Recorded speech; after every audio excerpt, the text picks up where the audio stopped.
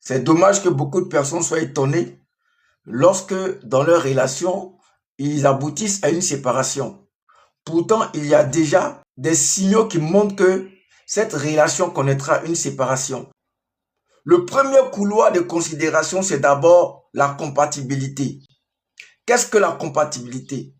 C'est le fait d'être mieux avec quelqu'un en appréciant tout ce qu'il fait, soit son style vestimentaire, soit sa manière d'apprécier la gastronomie, le style de vie que cette personne a, l'état mental de cette personne ou bien les ambitions de cette personne. Voici des points focaux qui montrent réellement qu'on est compatible avec une personne. Et la compatibilité est une assurance d'une longévité dans une relation. Mais lorsque la compatibilité n'existe pas, on rentre drastiquement dans l'incompatibilité. Et l'incompatibilité est un signal fort de séparation future. Et le problème, c'est lequel? C'est que beaucoup de personnes se font surprendre et après s'étonnent que cette relation est allée jusqu'au divorce, est allée jusqu'à la séparation. Non, vous ne devez pas vous étonner. Il y a des signaux qui vous montrent de manière grave que cette relation ne partira pas jusqu'au bout. Le premier signal, c'est d'abord la fatigue chronique. Il y a des relations qui fatiguent, dans laquelle on se plaint trop. La femme se plaint, l'homme se plaint par rapport à des situations où on n'est pas d'accord.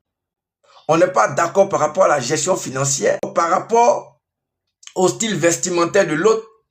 On n'est pas d'accord par rapport à la relation amicale de l'autre. Or, ce que vous devez comprendre, c'est que l'amour est un aveuglant. Et donc, quand l'amour aveugle, on ne voit pas les défauts. On voit l'intérêt marital, l'intérêt conjugal. Donc, considérons que l'amour est un aveuglant. Pourquoi? Parce qu'il génère dans notre psychisme la toxytocine, qui en réalité est un fluide qui vient nous rendre ivres. Donc, lorsqu'on aime, on ne voit pas les défauts. Lorsqu'on aime, on est submergé par la beauté. On est submergé par la lumière qu'on voit. Mais la compatibilité et l'incompatibilité sont très importants. Donc, le premier signal, c'est d'abord la fatigue chronique en relation. Alors, actuellement, je me pose la question. Est-ce que dans ta relation, tu sens la fatigue et de manière chronique?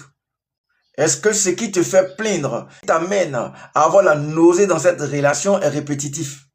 Donc, aussi longtemps que ta relation va te fatiguer, c'est un signal qui montre réellement qu'il y a incompatibilité. Donc, vous qui êtes en couple, vous qui êtes dans des relations, une question vient à mon esprit. Est-ce que votre relation ne vous fatigue pas?